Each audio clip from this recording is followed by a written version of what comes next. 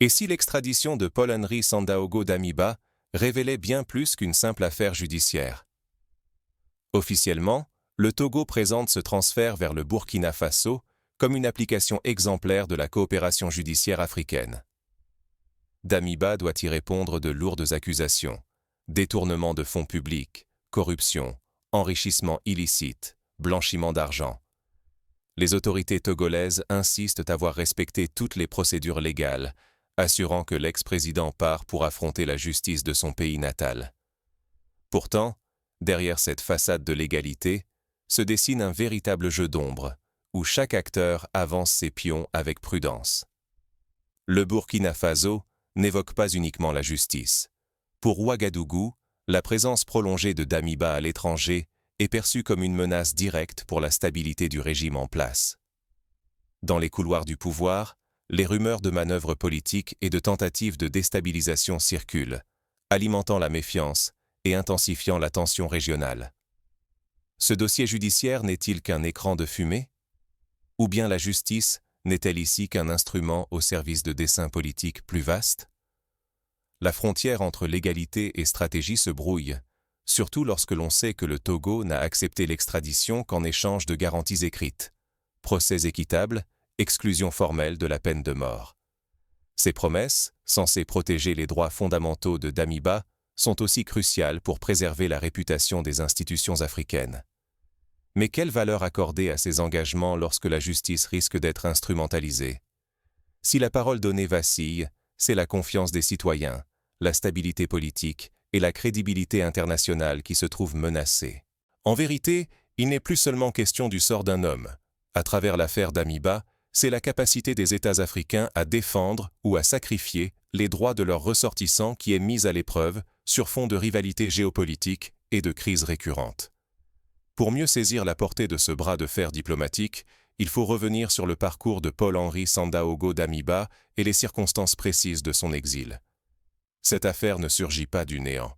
Elle s'inscrit dans un contexte historique et régional complexe. Pourquoi le Togo, longtemps considéré comme un havre pour les exilés politiques, a-t-il accepté d'extrader cet ancien président de transition du Burkina Faso? Ce geste, rarissime, marque un profond bouleversement dans l'équilibre ouest-africain. Après sa destitution en septembre 2022, Damiba a trouvé refuge à Lomé. Le Togo, fidèle à une tradition d'asile remontant à de nombreuses décennies, l'a accueilli comme il l'avait fait pour tant d'autres figures politiques en péril, à l'image de Charles Taylor, l'ancien président du Libéria, qui avait autrefois transité par la région avant son arrestation. Mais la situation s'est rapidement tendue.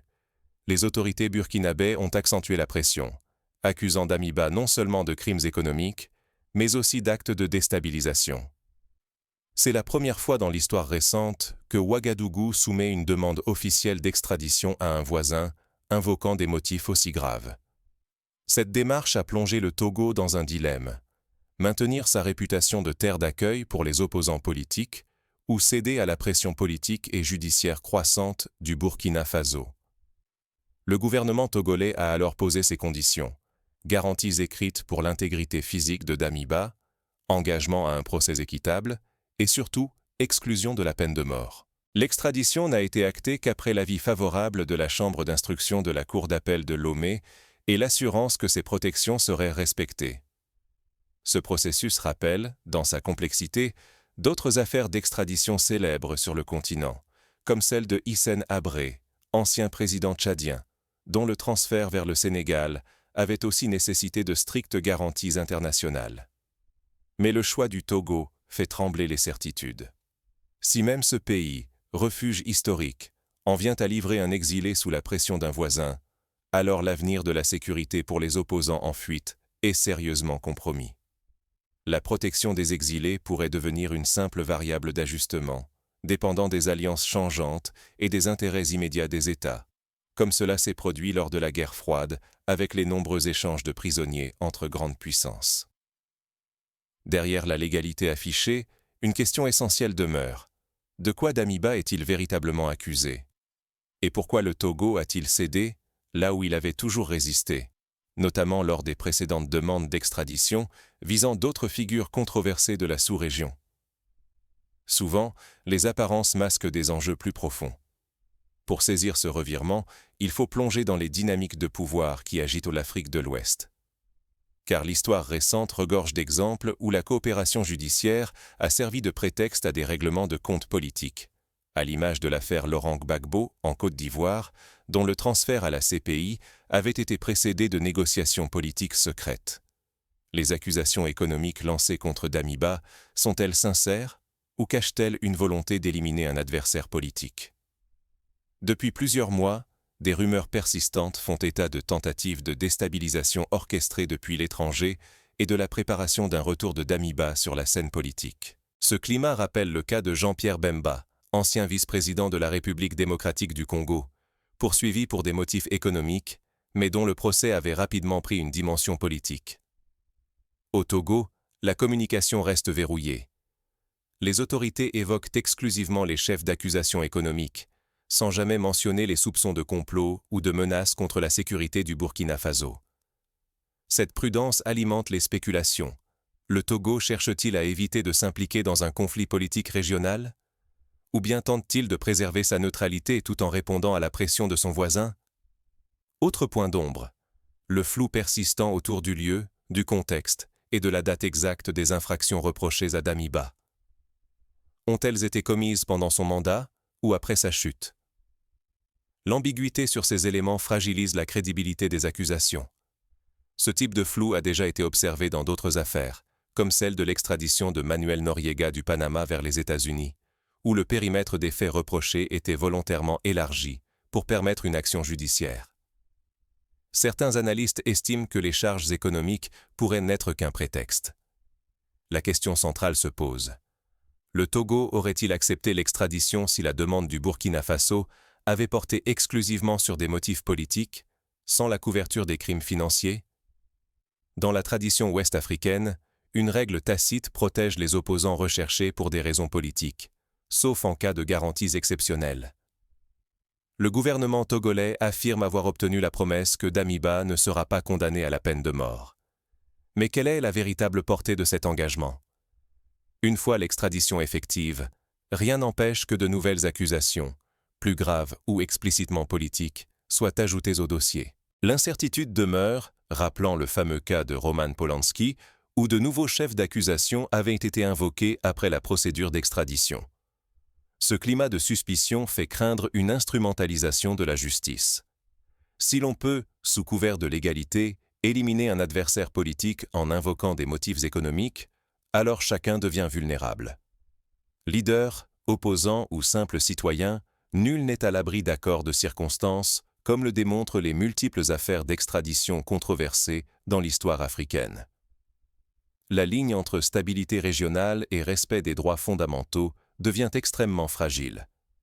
Si la vérité des motifs d'extradition échappe à la transparence, la confiance dans la justice et dans la coopération régionale s'effrite dangereusement.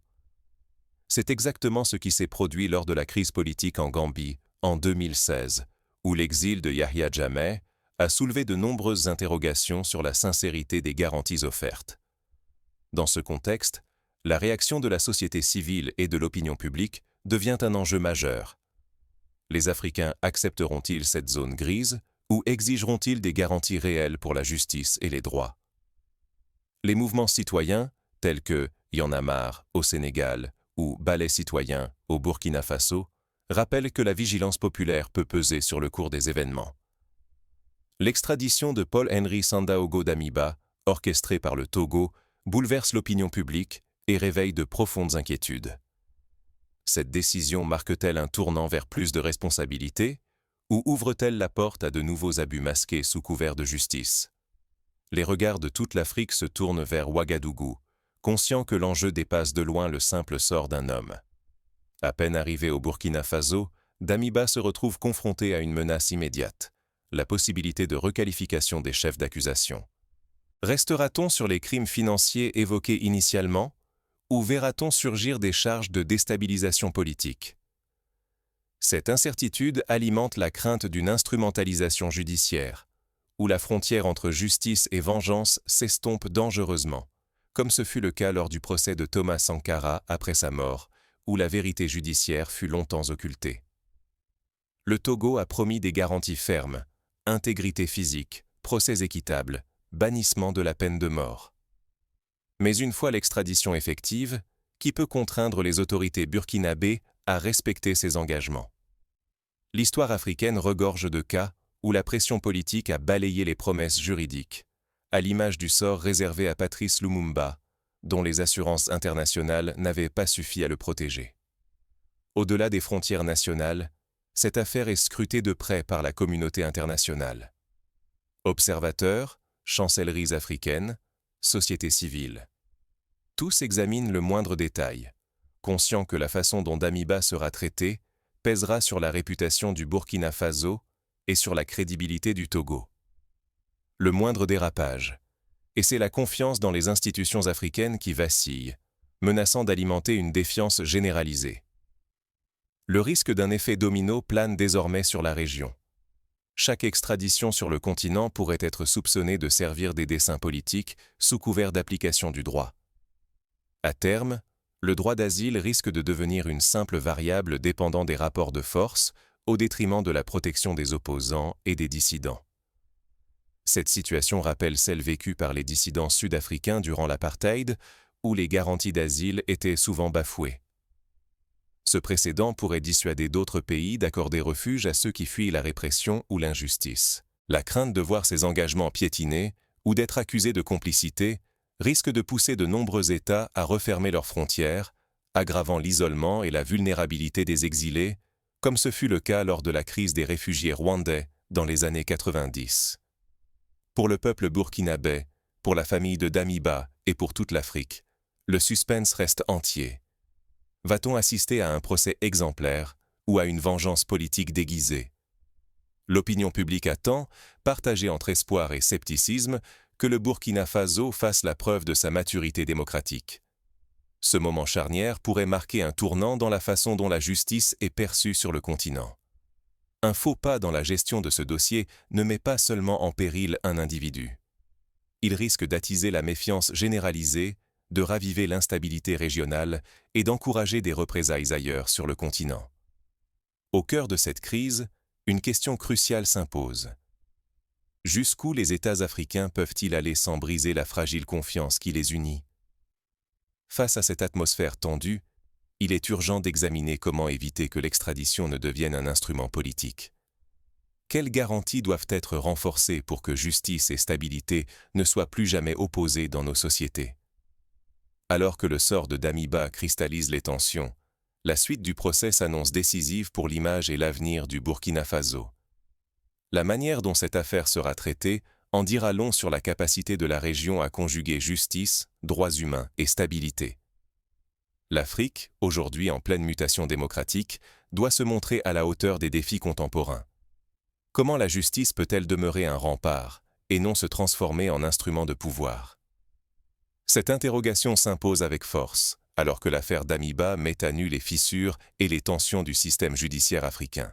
Quand la justice devient une arme politique, la confiance populaire s'effrite, la peur s'installe et la stabilité régionale s'évanouit. Première leçon. Il est impératif de renforcer la transparence dans les procédures d'extradition. Chaque étape, de la demande officielle jusqu'à la remise effective du prévenu, doit être consignée, rendue publique et contrôlée à l'échelle internationale.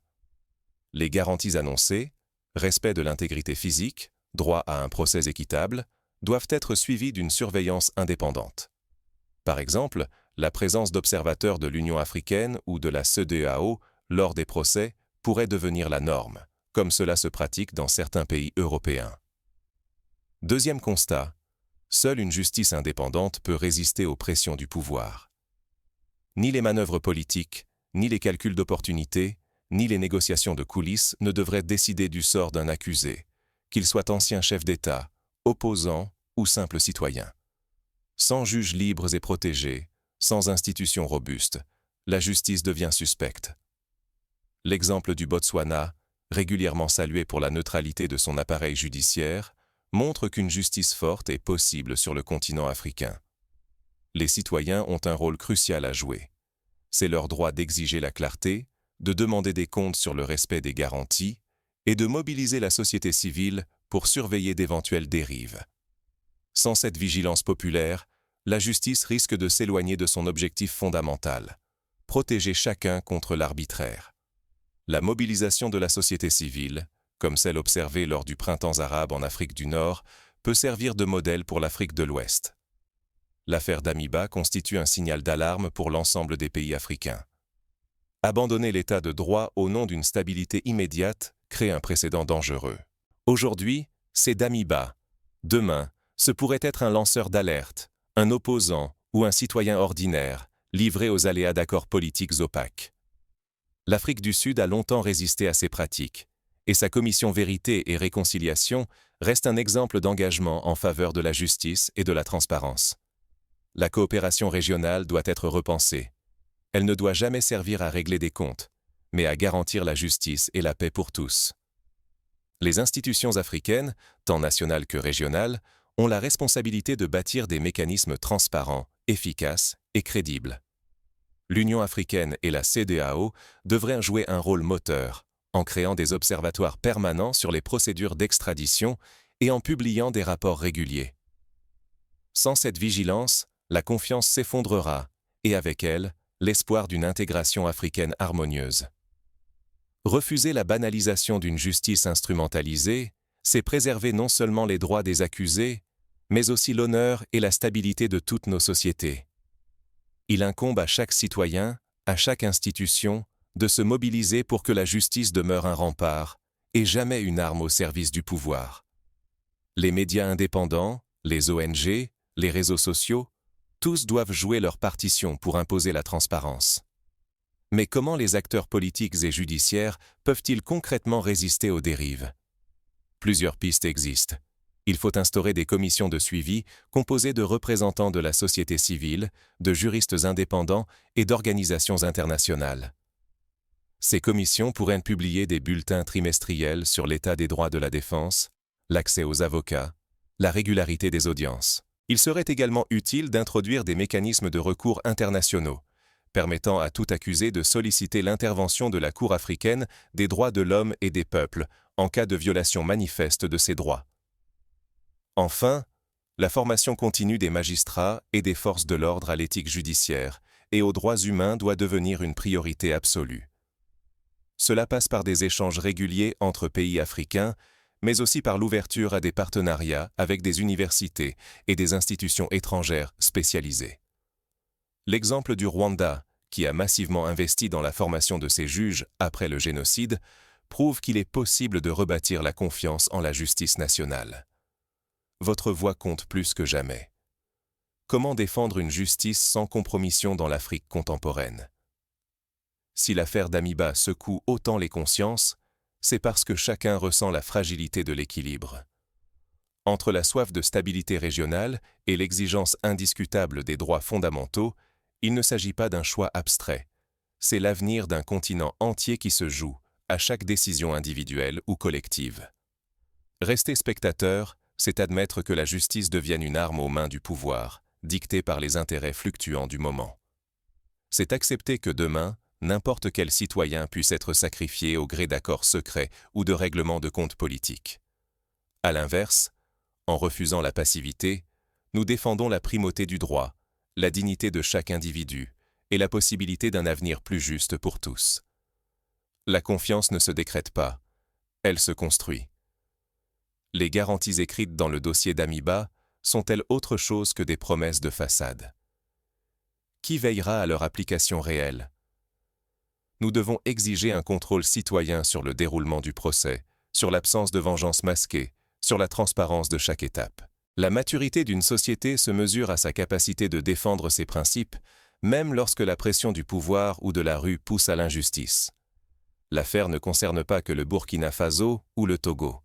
Elle engage la réputation de tous les États africains, leur aptitude à placer la justice au-dessus de la politique.